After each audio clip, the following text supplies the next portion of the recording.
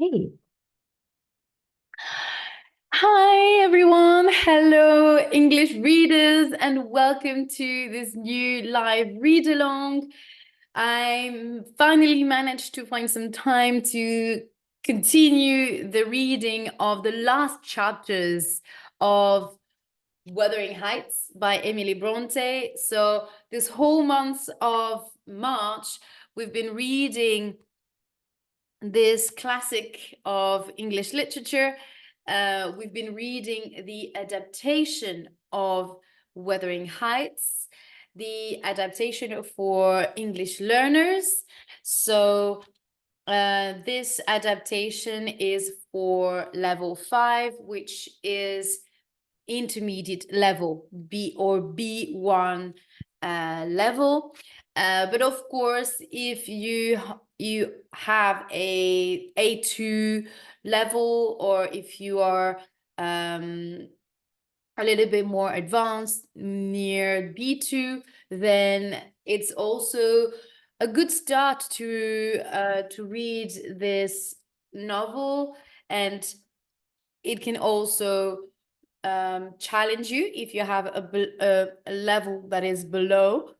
But if you have a higher level than B1, then you never know. There are always new words specific to the story, and you're always learning, and it's always a good it's still a good start for before you start, you are able to read the novel in its original form, because it demands much more a higher level and much more concentration and knowledge in the language to be able to read old English from the 19th century, and also have enough vocabulary to be able to carry on with the reading. And we know that often we get discouraged to continue reading, and it's not always easy to keep the motivation and the time as well to read such a novel, especially if you're not, even, I would say, even if you are a student, it can be quite tough as well.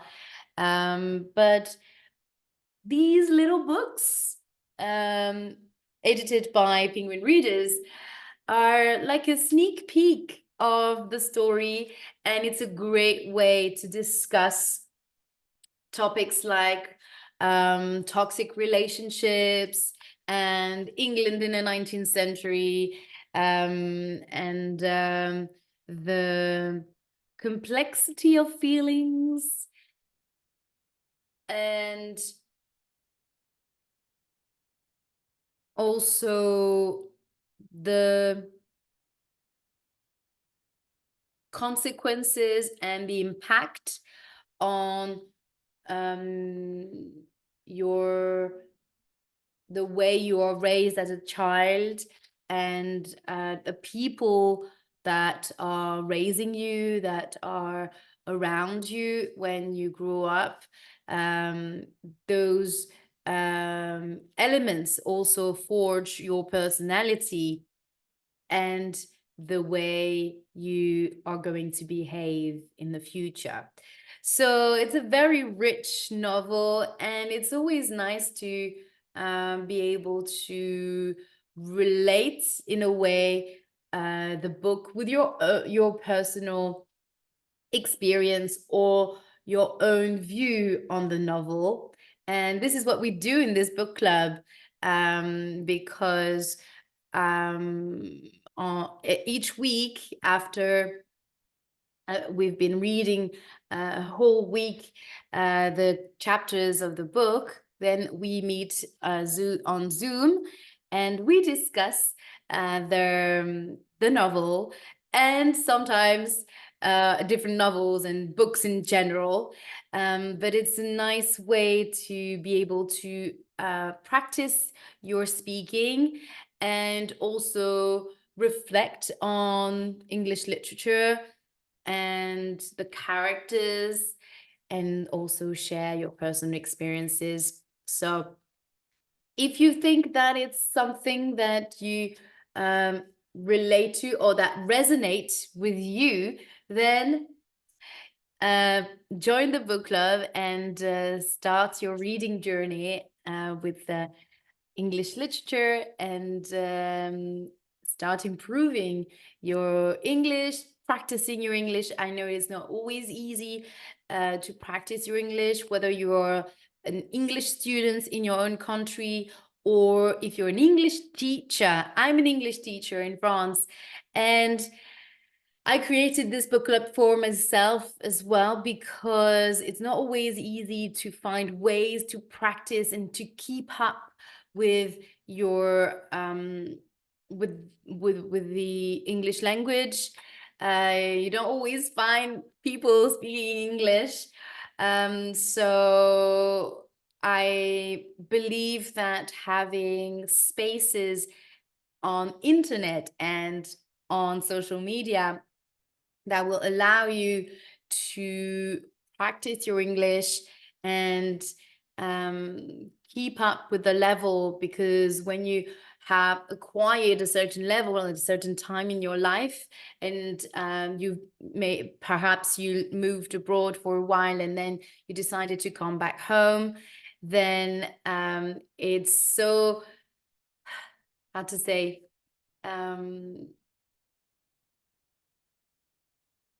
it's so sad and also a shame to not be able to practice your English and to be able to keep up the level, because you forget words, you forget the fluency of speaking in your second language, or the foreign language that um, you are fluent in. So this is my way, and I love reading and English literature. So this is a way, this is my way of keeping up, and what I offer, the way I want to allow people to practice their English with the reading of books and speaking about books as well. So that was it for the little introduction of the book club and what I'm doing here. So today we are reading chapter 12, contrary to the plan. So today we should have been reading chapter 14. Yes. So I'm a little bit um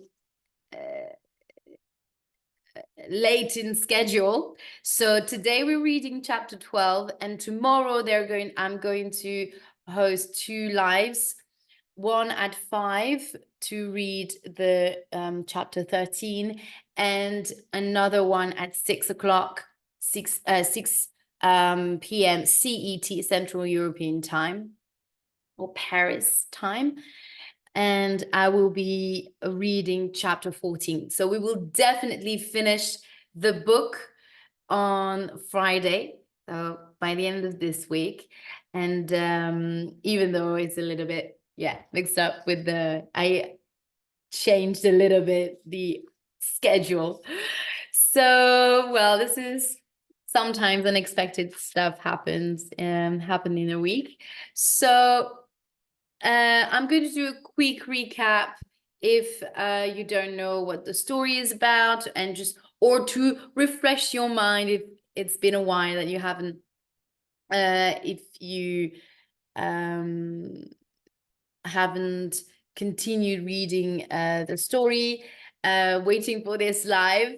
So the story is about Heathcliff and Catherine mainly, but there are a lot of characters in the story, and but it is mainly the characters are kind of circulating around this two main characters and their very conflicted relationship. So the story is based in Yorkshire, so in the north of England. It's a very harsh weather, and the landscape is what they called the moor, which is basically lots of hills and fields with sheep uh,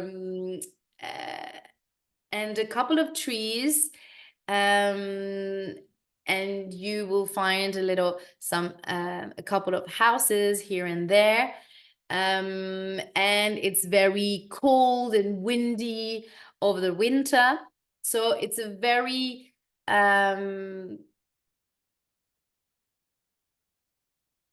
hard way of living, or it's a very difficult place to live because it's also quite isolated. So and also England in the 19th century doesn't have all the good sanitary systems in place. So there are quite a lot of disease. People fall ill quite easily. And because, especially in the winter, and because it's cold, it's very cold out there, people hardly recover and often get sick and die from their illness, from various illness, like maybe the flu or catching the cold. So if you have a very fragile, or if you're very you have a very weak immune system, then you are kind of in the you are condemned, or it's sort of very difficult to live in this kind of place. And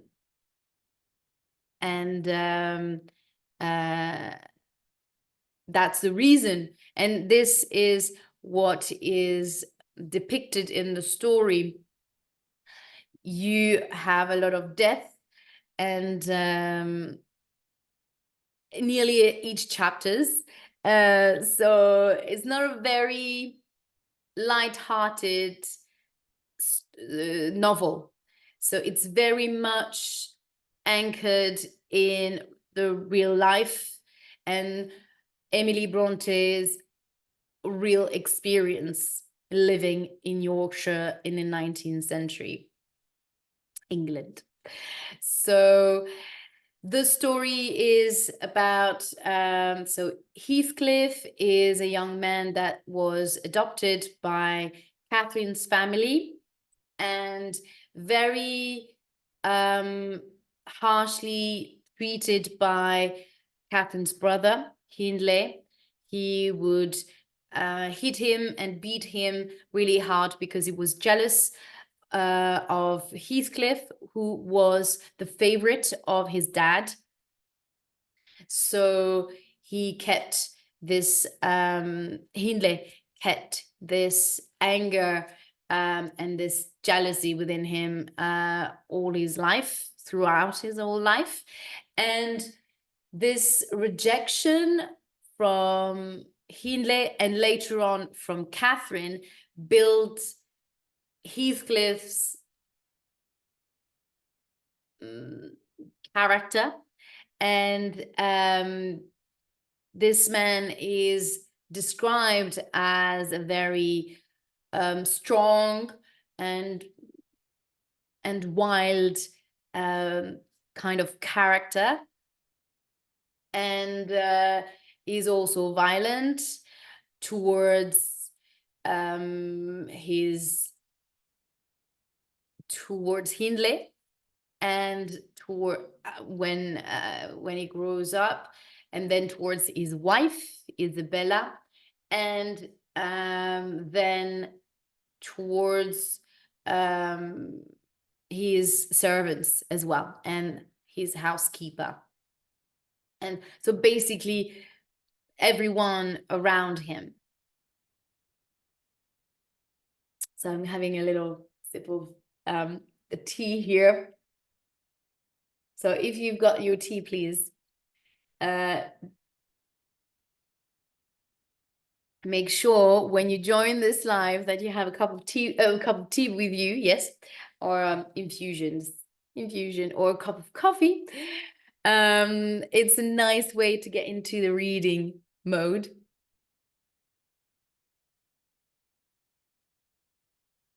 So let's carry on. And so they grew up together, Heathcliff and Catherine. Hindley is sent away. He comes back later on, a couple of years later, when his dad dies. And then he becomes the owner of Wuthering Heights. So the title is basically the name of the house there in which Catherine, Heathcliff, and Hindley live, and is kind of and we learn it at the beginning, is sort of a haunted house, haunted by the ghost of Catherine, first and foremost, but also haunted by the ghost as well of Hindley, because he dies there, by the ghost of Hindley and Catherine's parents. So a lot of death happens in this house, and a lot of violence, and sadness as well, because Hindley is going to lose his wife in childbirth. So they're going to have a little boy called Hareton, and Hindley is going to drown himself into alcoholism, and he will die from it a few years later. Then Catherine, she will find a sort of an escape and a more peaceful life with Edgar Linton, who is the neighbor living at Thrushcross Grange. So they will get married and have a daughter, Cathy, from which Catherine will die because, again, in childbirth, she will die, and Heathcliff is going to be devastated.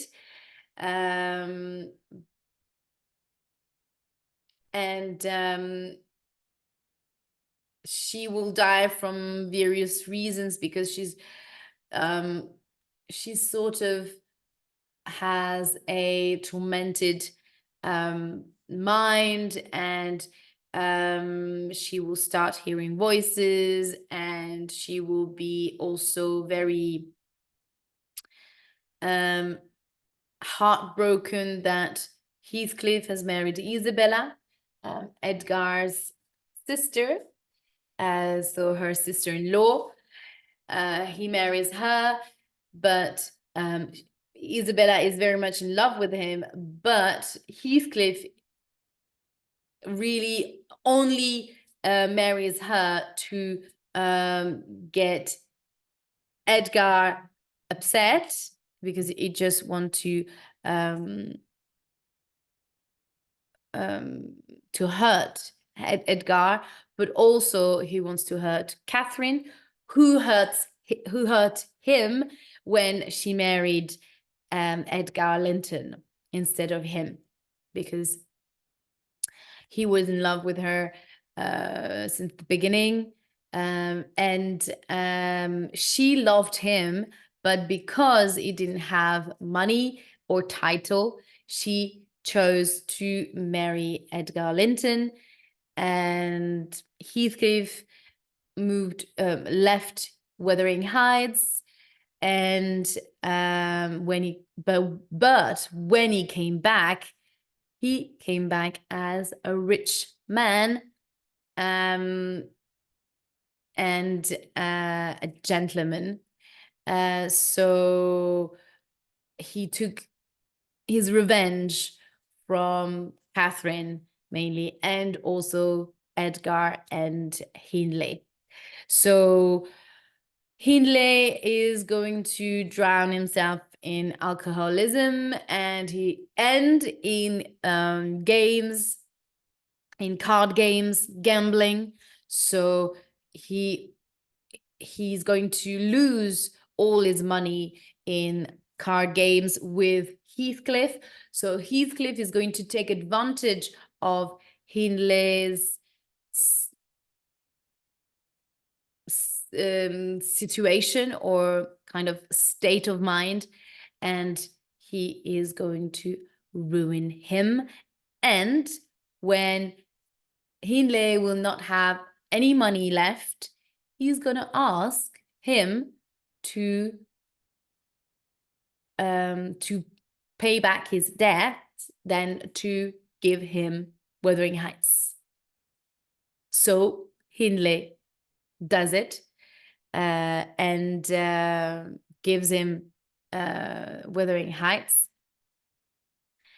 And Hareton becomes an orphan, or not an orphan, but he becomes poor in a way, because he was meant to be the inheritant of Wuthering Heights, but because Hindley gave all his money and lost the house in card games to Heathcliff, then Hareton was not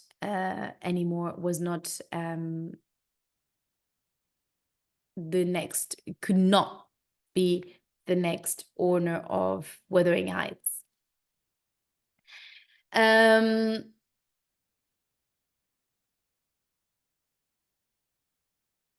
And Heathcliff and Isabella also have children together, and it's a boy called Linton. And let's not get confused. So Linton is Isabella and Heathcliff's son, but this little boy doesn't have a very good health condition. He's very weak from a very young, since his birth. So he's very fragile, and very soon after they get married and have very soon after Isabella gives birth to Linton, she will leave Heathcliff and Wuthering Heights because she is hi, hello Celia, welcome. Because she's very she doesn't she can't bear anymore the violence, because Heathcliff hits her very hard, and since the death of Catherine, and she's going to leave him, and she's going to raise Linton on her own, but at some point she will die too. And it's a couple years, so 12 years later, something like that, she will die, and it's Edgar Linton who will who's going to take care of Linton and bring him back home without saying it to Heathcliff. So for maybe 3 years, Heathcliff doesn't know that his son is living a couple miles away from him at Thrushcross Grange. And he's living with Edgar Linton and Catherine, his cousin. She's a little bit. She's maybe 1 year older than him, or maybe more. Two. Yeah, maybe.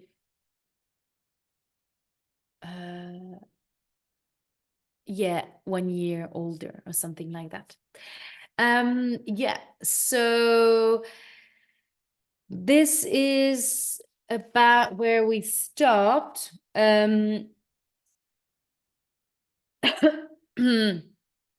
Oh yeah. So at the age of about 15,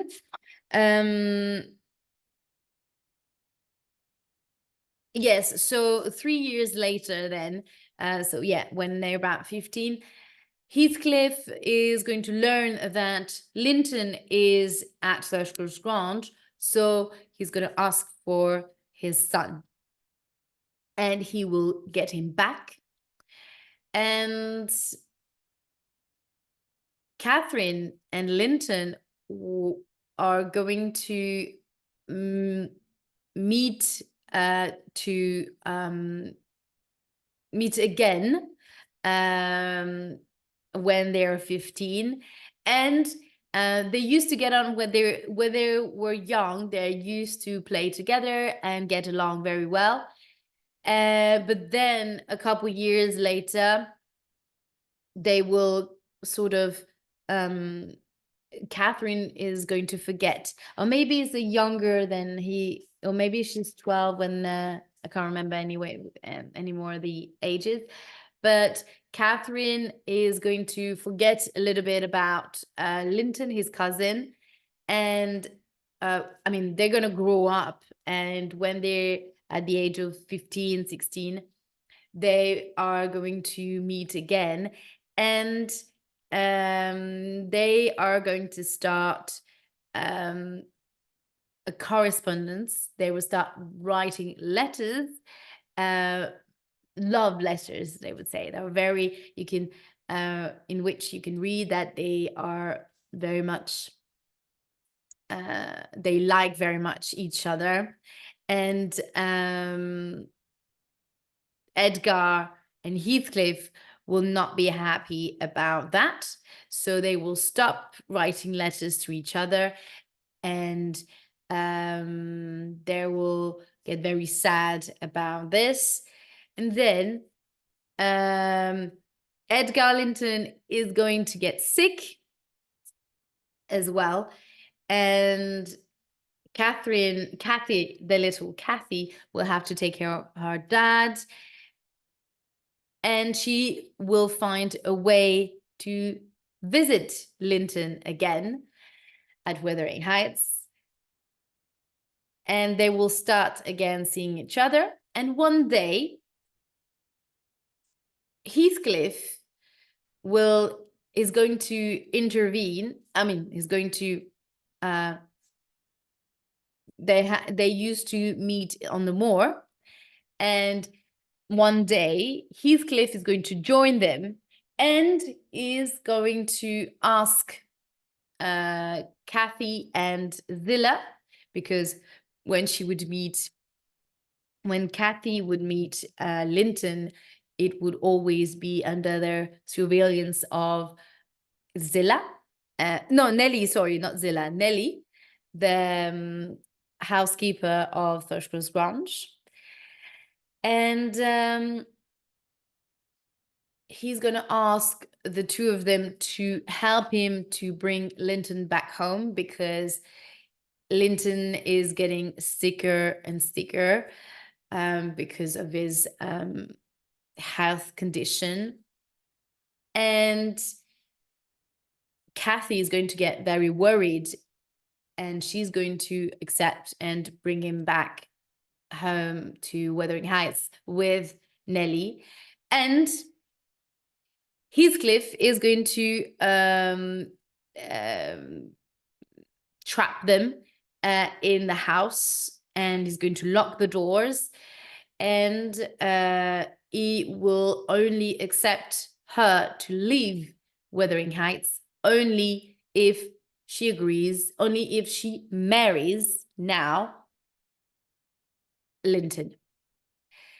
And that's a very manipulative from and very calculated from Heathcliff, because he knows that Edgar Linton is very sick, and his son is also sick.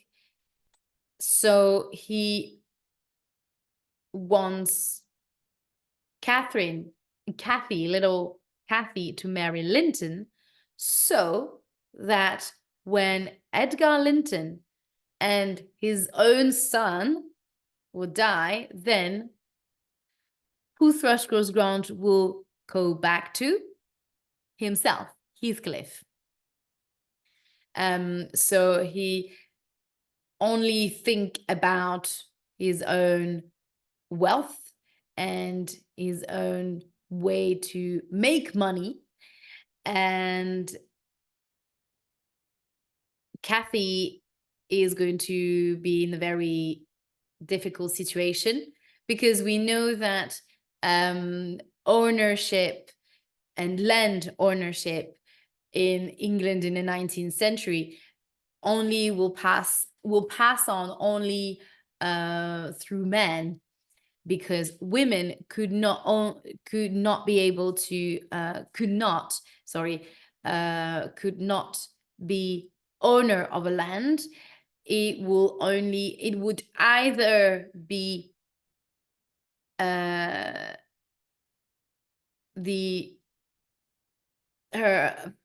dad, her father, or then when she is the only, like Cathy, she will be the only inheritant of Thrushcross Grange. Then if she marries someone, then it's going to be her husband who will become the owner of the house and not herself. So the house will belong to her husband and not to her anymore. So this is the reason why he wants Heathcliff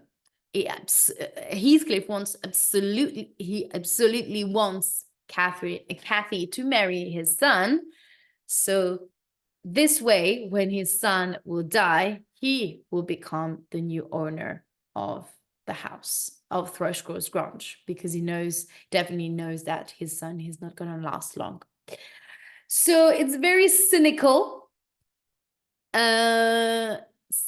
way of thinking, but this is probably how people would think. People with greed of getting richer and richer at the time would think. And Cathy is going to accept, and she is going to marry Linton because she loves him very much. Hi, Cathy! Welcome tonight to this live. How are you?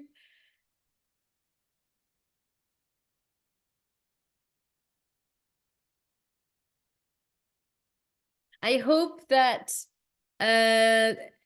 you maybe, hi, I hope you didn't read the chapter yet. Maybe you did. I was just finishing doing the recap of the chapters. I'm good, and I'm finally happy to be able to do this live today and catch up on the reading from the last 2 days. So today I'm gonna start reading. Okay. So you were waiting for this live. Great. Okay, so no, you're not gonna be spoiled or whatever, because you haven't read, so you're gonna discover the story together. Great. I mean, even I've read it before, but it's always nice to reread. And you always, sometimes you forget, even I've read the story a couple last year. You forget elements of the story. So it's always new, kind of. All right, so let's start reading chapter 12. I visited Wuthering Heights once after Cathy left, but Joseph held the door closed and would not let me enter. Now I get my news from Zillah, who thinks that Cathy is proud and does not like her. So remember, the narrator of the story is Nelly, and the overarching narrator of the story is Mr. Lockwood, who is the new tenant of Thrushcross Grange, because we don't know yet, but as I was saying just now, Heathcliff plans on becoming the owner of Thrushcross Grange, and his plan is, actually, we learn it, is to to rent the house to a tenant.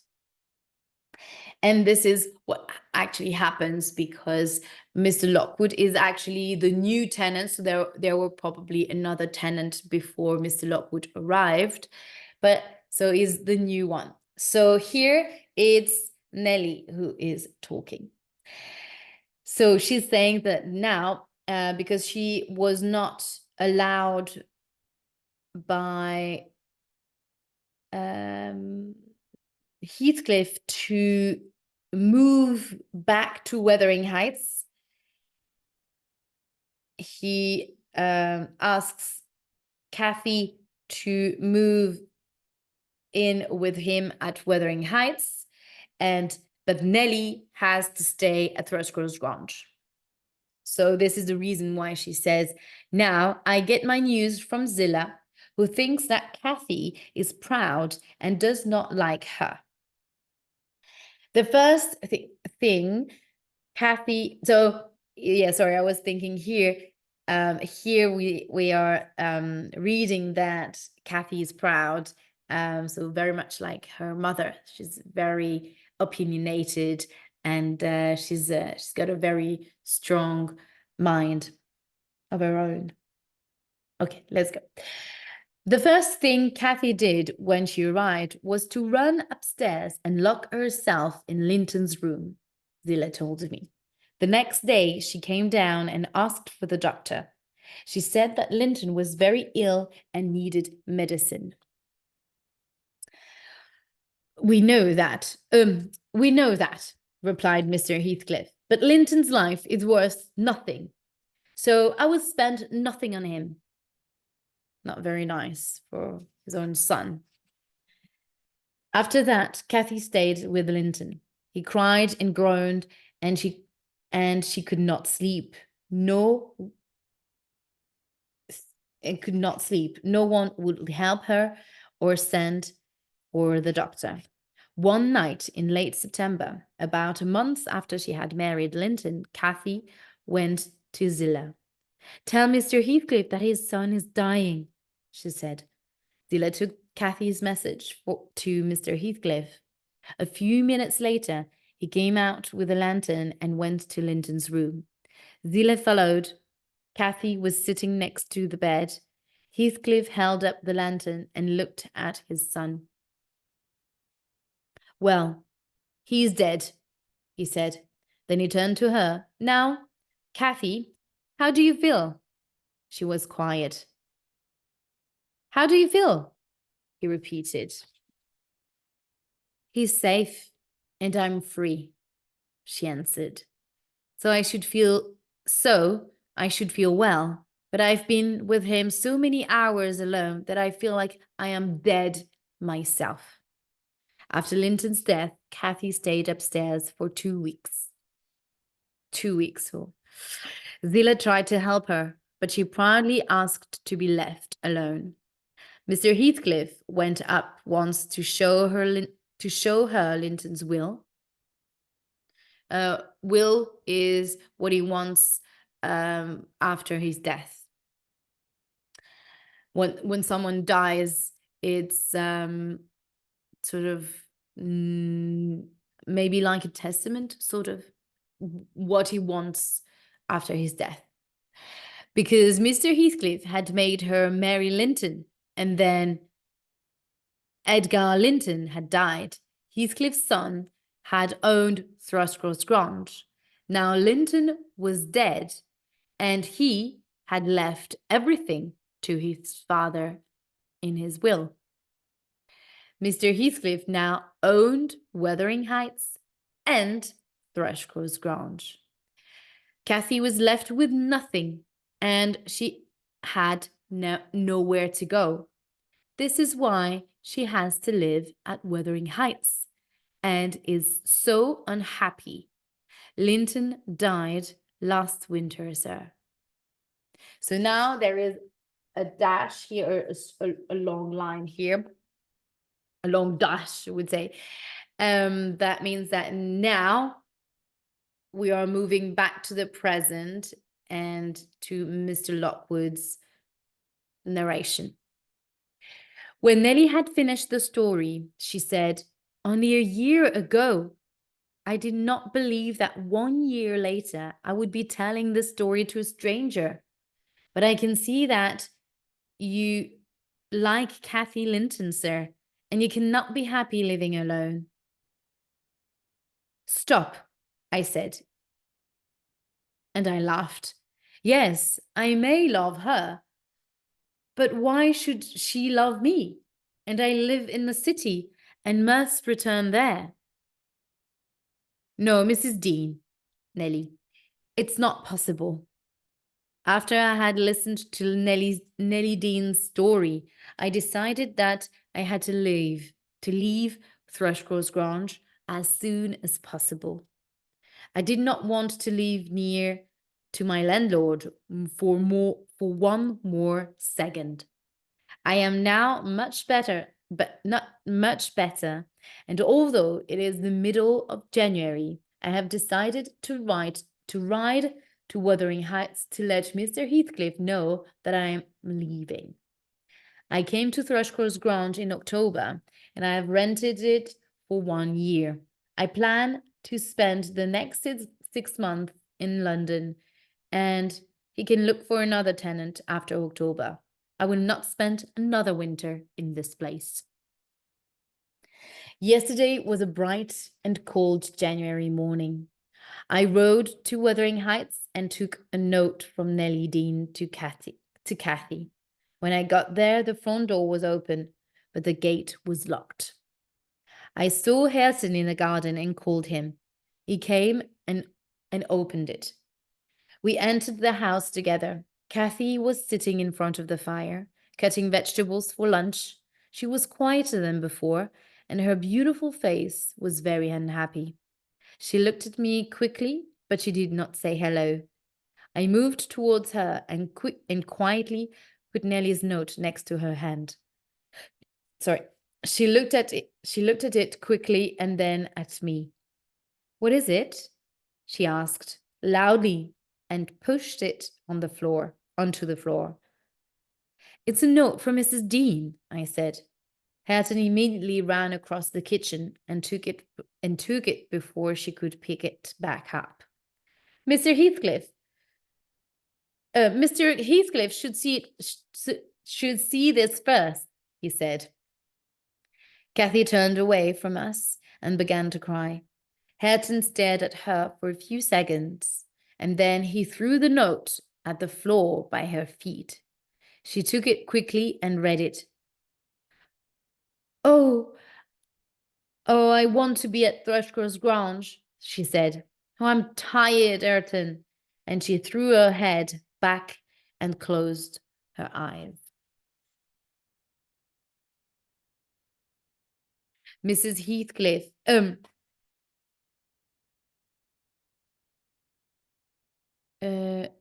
Mrs. Heathcliff. Okay, Mrs. Heathcliff, I said. "Nelly is always talking about you. Please." Oh, yeah, because she's called Heathcliff because Linton Heathcliff. So she's called Mrs. Heathcliff. "Mrs. Heathcliff," I said, Nelly is always talking about you. Please, can you give me some news to take to her? You must tell her, replied Cathy, that I would like to answer her letter, but there is no paper in this house, and no books. No books? I cried. How can you live without them? Mrs. Heathcliff never Mrs. Heathcliff never reads, she said. So he burned my books. I have not seen one for weeks. Once Hareton, once Hareton, I found once Hareton, I found some books in your. Oh, yeah. Once, Hareton, I found some books in your room, some stories and poetry. I took them to read, but you stole them back, although they are no use to you because you can't read. When he heard this, Hareton turned red. I did not take those books, he cried. I think Hareton would like to learn to read, I said, trying to help him. He wants to be like you, and he will see me become stupid at the time. And he will see me become stupid at the time, she replied tiredly, because there is no one intelligent to talk to. There is no one intelligent here to talk to. At that moment, Heathcliff entered. He had changed since I last saw him. He looked thinner, and his face was more sad than angry. Cathy immediately stood up and went to the kitchen. Hareton watched her go. Heathcliff did not see me, but looked at the two young people. Then he said to himself quietly, "It is strange, but when I look for Hindley in his face, I see only hers. It is difficult to look at him." I stepped forward then and told him that I was there. "It's good to see you out of your house, Mr. Lockwood," Mr. Heathcliff replied. "I was worried that you weren't happy in this wide place." It was a stupid idea to live here, I said. I must go back to London next week, and I will not keep Thrushcross Grange after October. Well, you must pay the full 12 months for the tenancy, he replied. Mr. Lockwood, you must stay for dinner.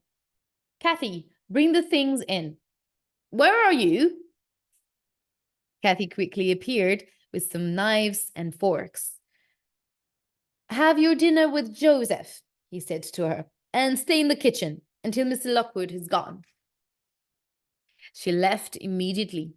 She was beautiful, and I liked her. But she did not seem to like me. I thought that maybe she did not meet many gentlemen. With Mr. Heathcliff on one side and Hareton on the other, it was a quiet and happy meal. When it was finished, I got up and said goodbye quickly. I was hoping to see Cathy one more time on my way out. But Hareton took me to my horse, so it was not possible. How boring life must be in that house, I thought, as I rode towards Thrushcross Grange. It would be so different if Cathy and I were friends, and I could take her away to London. Ooh. Chapter 13, Mr. Lockwood returns. Yeah, you see, I completely forgot. I had forgotten that Mr. Lockwood was smitten or kind of had feelings for Cathy.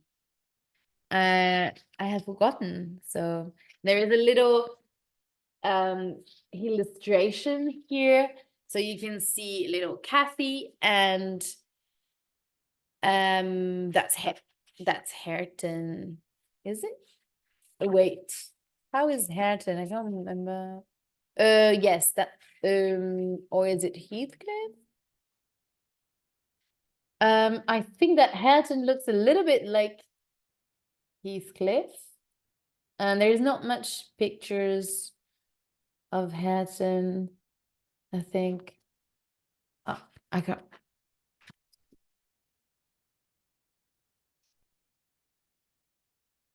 That's Hatton. He looks very much like Heathcliff. Um, yeah, because they're in the room.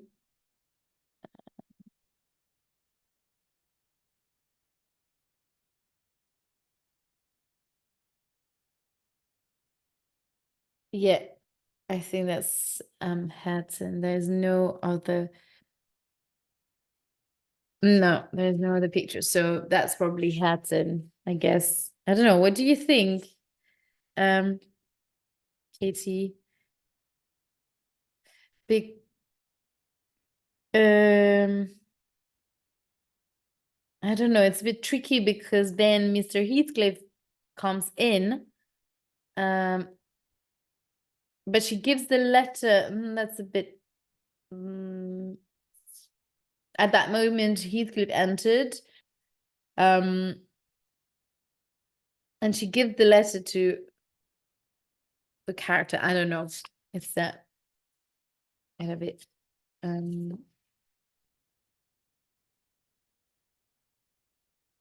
here, but yes. So you can understand now. This is Mr. Heathcliff. Yeah, I think so too. There's no real illustration of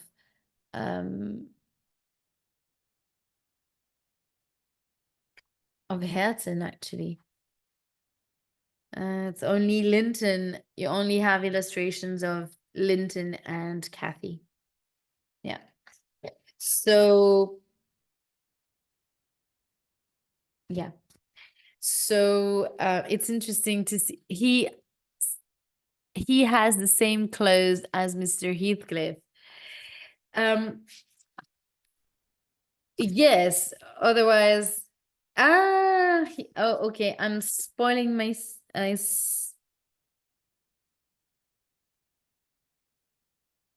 mm, okay.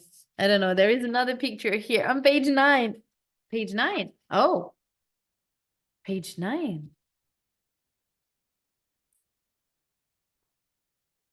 Ah, oh yes, true.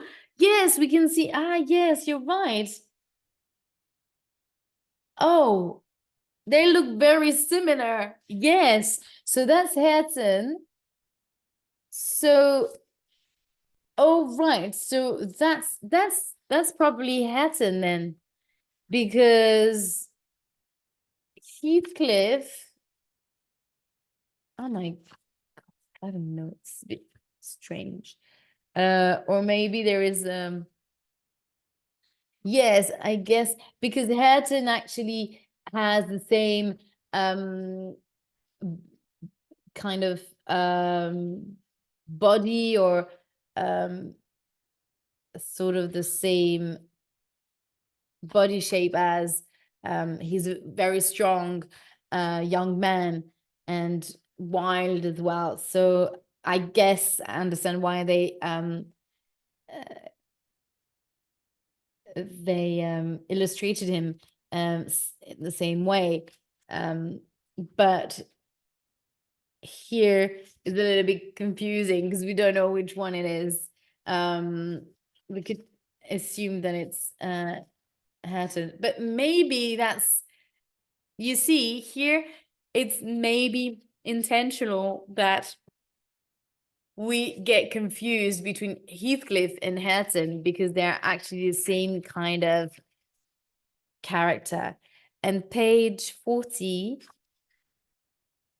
but on the page it's Mr. Heathcliff. Yes, you see on page 40, he looked very similar to Hatton.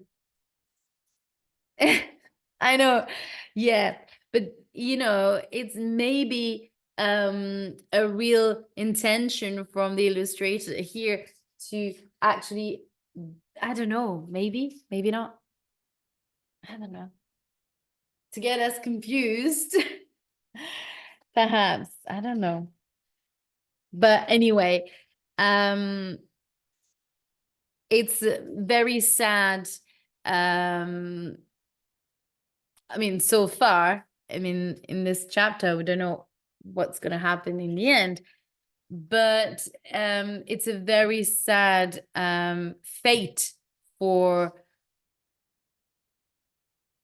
Cathy, because not only she loses her dad, she loses her friend and husband, very brief husband, and she loses her home all at the same time.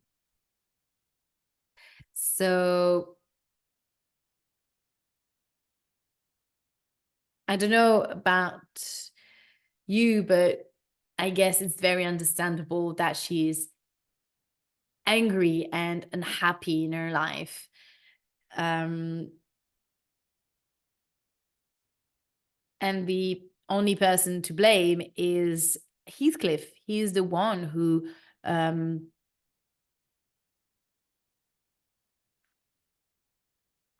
is responsible from her unhappiness and her sadness. Very confused. Yes, she has nothing. Yeah, she lost everything and everyone. Yeah. So it's a tragic, it's not the end, but it's a very tragic fate for Cathy. Not only she lost her mother as well, from the start, from the day she was born, but she lived with it since a very young age. But still, the only thing that she could hold on to was Thrushcross Grange in the end, because she lost everyone. And even that, even the material thing, even the books, as she says, I loved it. I love that passage. That's why I smiled. And I guess you understood why I smiled, Katie, when she talked about the fact that Heathcliff burned all her books. And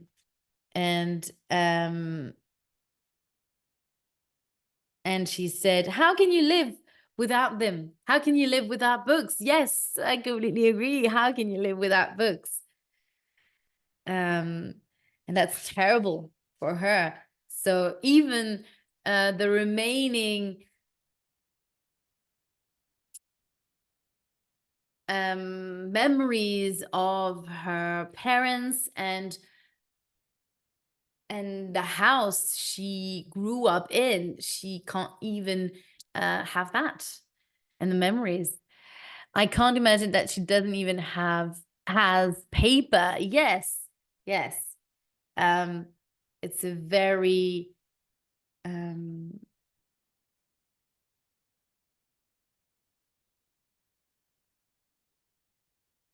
empty house and empty thinking. There is no way. It feels like there is no way to elevate your mind and think and um and escape from your life, even as a way of escaping her fate, um living in this dreadful house with this dreadful uncle, because it's her uncle. And even that, she doesn't have it. So to be honest, I wonder how she didn't commit suicide, how she didn't kill herself, because, and you can understand how some people being in this kind of household can get depressed, or I don't know, you could imagine that. And I think she is, even if it's not said in the book, that she is actually depressed, um and angry at